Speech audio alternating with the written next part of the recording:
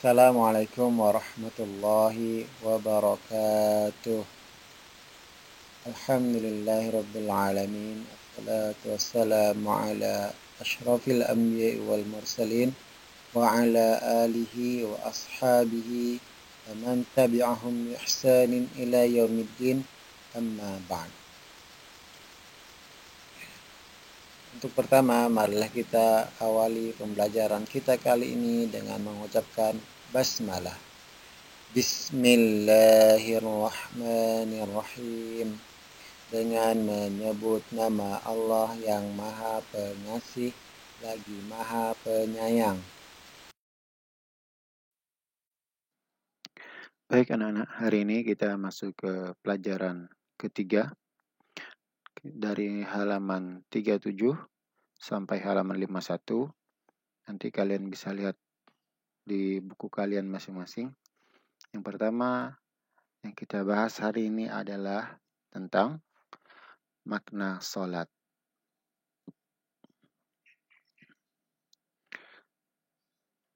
Kemarin kita sudah membaca tentang surah Al-Kautsar. Di ayat 2 disebutkan bahwa fasalli li rabbika wanhar. Maka untuk Tuhanmu, maka sholatlah untuk Tuhanmu dan berkurbanlah. Anak-anak yang soleh dan solehah, di ayat pertamanya Allah Subhanahu wa Ta'ala telah menyebutkan bahwa Allah Subhanahu wa Ta'ala telah memberikan kita nikmat yang begitu banyak, yang sangat banyak sekali yang Allah berikan kepada kita. Untuk apa nikmat itu? Bagaimana kita mensyukuri nikmat itu? Maka di ayat keduanya Allah menyebutkan caranya, yaitu fasalli. Maka sholatlah. Karena telah mendapatkan nikmat dari Allah, cara mensyukurinya adalah dengan sholat. Baik, sangat penting dalam agama kita. Bahkan Nabi Shallallahu Alaihi Wasallam mengatakan bahwa pembeda seorang muslim dan seorang yang kafir adalah tarkus sholat, yang meninggalkan sholat. Seorang muslim, dia akan mendirikan sholatnya, dan orang yang kafir tidak akan mendirikan sholat. Di hadis yang lain, Rasulullah SAW menyebutkan, as-salatu imaduddin. Salat adalah tiang agama.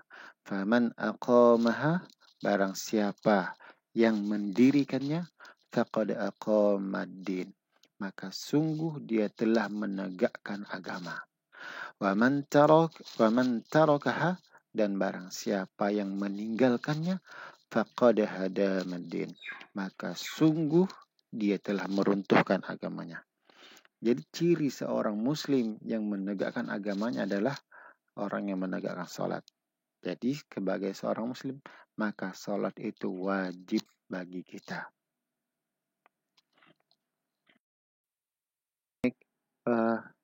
Sholat adalah suatu hal yang Allah dan Rasulnya sudah atur kepada kita semua. Dari A sampai Z-nya, dari mulai takbir sampai salam, itu sudah ada aturannya tersendiri. Tidak boleh kita sholat sembarangan dengan semau kita, tapi ada aturan dan tata cara yang secara lengkap yang Allah dan Rasulnya ajarkan kepada kita. Baik, yang pertama kita akan belajar syarat sholat. Syarat sholat itu ada dua. Yang pertama syarat wajib sholat, yang kedua syarat sah sholat. Syarat wajib sholat adalah orang-orang yang dikenakan kewajiban sholat.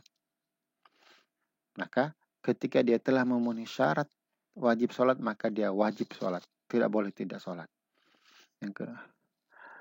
Yang kedua syarat sah sholat. Syarat-syarat yang berkenaan dengan sah dan tidaknya sholat kita. Baik, kita bahas yang pertama, syarat wajib. Syarat wajib sholat yang pertama adalah beragama Islam. Orang yang diwajibkan sholat oleh Allah dan Rasulnya adalah syarat pertamanya dia harus beragama Islam. Bagi seorang muslim, maka dia wajib sholat. Sholat tidak wajib bagi orang yang di luar agama Islam. Orang beragama Kristen, Yahudi, beragama Hindu, Buddha, dan lain-lainnya yang selain Islam, maka mereka tidak wajib sholat. Yang diwajibkan sholat hanyalah orang yang beragama Islam. Orang yang diwajibkan sholat adalah ketika sudah mencapai usia balik atau cukup umur. Kalau sudah balik, maka dia wajib sholat. Nah, bagi kita apa ciri-ciri balik tersebut? Bagi anak laki-laki, balik itu ditandai dengan mimpi basah. Apa itu mimpi basah? Nanti kita bahas di pelajaran berikutnya.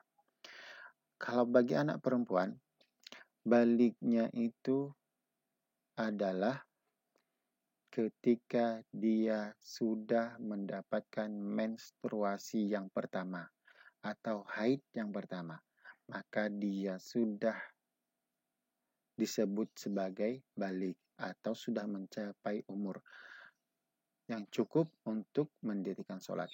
Ketika kita sudah pada kondisi itu, maka kita wajib untuk sholat. Ustaz ingatkan lagi bagi yang laki-laki, ketika dia sudah mengalami mimpi basah. Bagi anak perempuan, ketika dia sudah mengalami haid yang pertama, maka dia sudah harus wajib sholat. Ketika dia meninggalkan sholat setelah mengalami kondisi itu, maka dia dikenakan dosa besar.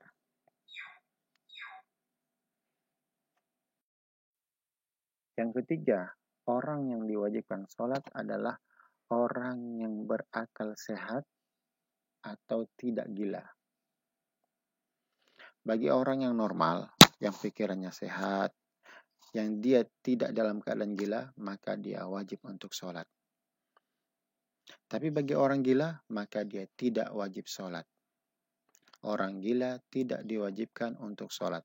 Tapi orang yang berakal sehat, dia wajib untuk sholat. Maka ketika kita dalam keadaan tidak gila saat ini, maka kita wajib sholat. Maka tidak ada alasan bagi kita untuk meninggalkan sholat. Kapan sholat itu tidak menjadi kewajiban bagi kita? Maka ketika orang tersebut dalam keadaan gila atau dalam keadaan akalnya tidak waras.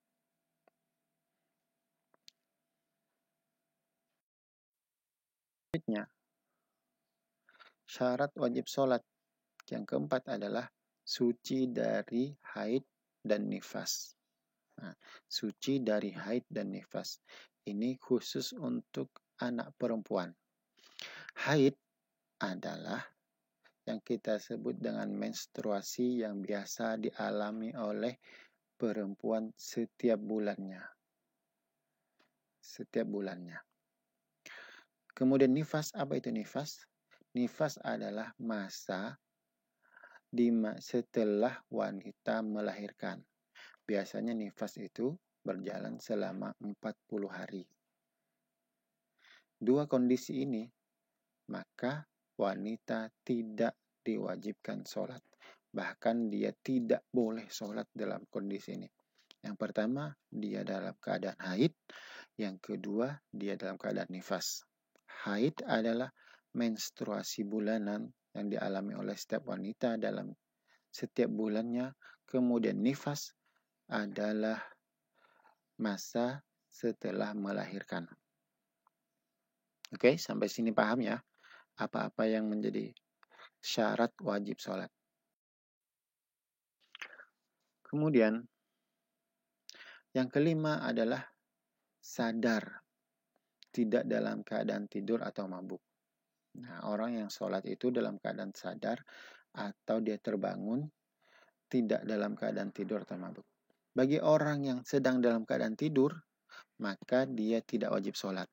Misalkan kita sedang dalam keadaan tertidur sampai lewat jam 6, maka ketika jam 5 kita masih dalam tidur, maka sholat tidak wajib bagi kita. Ketika kita sudah bangun, maka sholat menjadi wajib bagi kita. Terutama yang sholat subuh. Misalkan dia tertidur dari malam sampai jam 5, dia tidak bangun juga, maka pada jam 5 kan orang sudah bangun sholat, tapi dia belum bangun. Maka pada posisi itu dia tidak diwajibkan sholat, karena dia dalam keadaan tidur. Atau mungkin orang yang sakit dalam keadaan pingsan, dia tidak juga wajib sholat. Tapi setelah dia sadar, setelah dia bangun, maka sholat itu diwajibkan baginya dan dia harus mengganti sholat yang ketinggalan. Oke, kita sekarang masuk ke dalam pelajaran syarat sah sholat.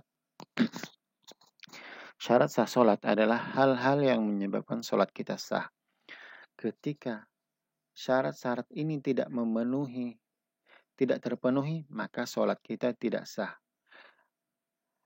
Ketika syarat-syarat ini terpenuhi, maka sholat kita sah.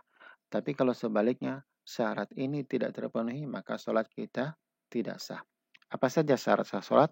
Yang pertama, suci dari hadas dan najis. Nah, yang pertama suci dari hadas dan najis. Hadas adalah kondisi kita ketika kita belum keadaan suci, dalam keadaan berhadas. Kemudian najis adalah benda yang menyebabkan kita tidak suci. Hadas itu adalah kondisinya. Kalau kita belum, misalkan ketika kita buang angin, itu berhadas namanya. Kondisi kita dalam badan berhadas. Kemudian najis itu adalah bendanya. Misalkan kita buang air kecil, maka benda yang keluar dari kita buang air kecil itu yang disebut dengan najis. Tapi kondisi kita itu yang disebut dengan hadas. Dan hadas dan najis ini kita bersihkan dengan cara berwudu. Hadas dan najis. Yang kedua, menutup aurat. Nah, sholat kita sangat terpengaruhi ketika kita menutup aurat. Yang pertama tadi, ketika kita tidak berwudu, maka sholat kita tidak sah. Berarti untuk sholat kita sah, maka kita harus berwudu. Itu yang menyebabkan kita bersih dari hadas dan najis. Yang kedua, kita harus menutup aurat. Ketika kita tidak menutup aurat, kita sholat, maka sholat kita tidak sah. Aurat bagi laki-laki adalah dari pusar dia sampai ke lutut. Dari pusar sampai ke lutut itu adalah batas aurat laki-laki.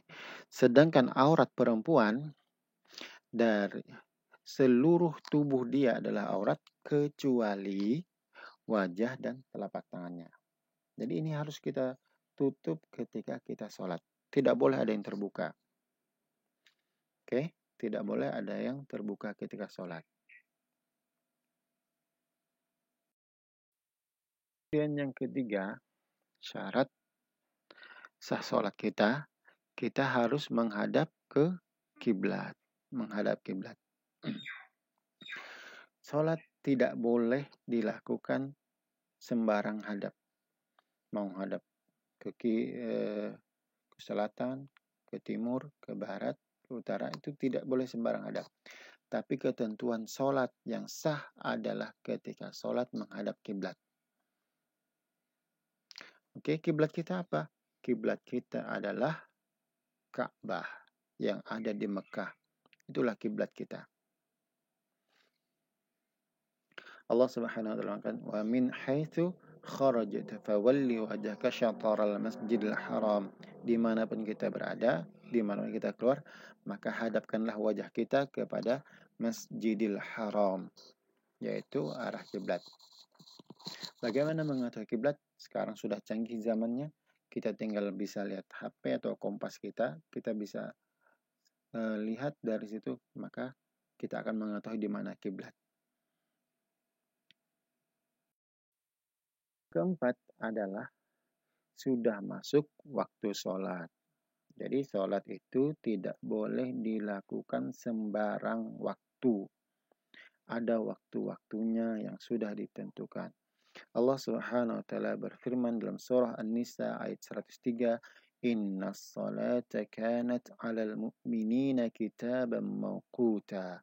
Sesungguhnya salat itu adalah kewajiban bagi orang-orang mukmin yang waktunya sudah ditentukan oleh Allah Subhanahu wa taala. Ketika waktu salat belum masuk, maka kita misalkan mau melaksanakan salat zuhur, tapi waktu zuhur belum masuk, maka salatnya tidak sah. Kita harus mengulang lagi salat ketika masuk waktunya. Begitu juga salat asar, ada waktunya tersendiri, kemudian salat maghrib ada waktunya juga, salat isya juga ada waktunya, kemudian salat subuh ada waktunya. Tidak sembarang waktu. Misalkan kita mau sholat langsung sekaligus 5 kali sholat, tidak bisa. Ada waktu yang sudah ditentukan untuk sholat. Oke, bagi seorang mukmin, ketika Allah Subhanahu wa taala memerintahkan kepada dia waktunya, maka dia hanya mengucapkan sami'na wa ata'na. Kami dengar dan kami siap taat. Baiklah anak-anak, sekali lagi Ustadz pesankan, jangan lupa jaga sholat kalian, karena sholat kalian adalah tiang agama kita. Ketika kita melaksanakannya, maka kita sungguh telah menegakkan tiang agama itu dalam diri kita. Kemudian ketika kita meruntuhkannya, meninggalkan sholat, maka kita sungguh meruntuhkan agama yang ada pada diri kita. Demikian pembelajaran kita hari ini. Kita akhiri dengan membaca hamdalah.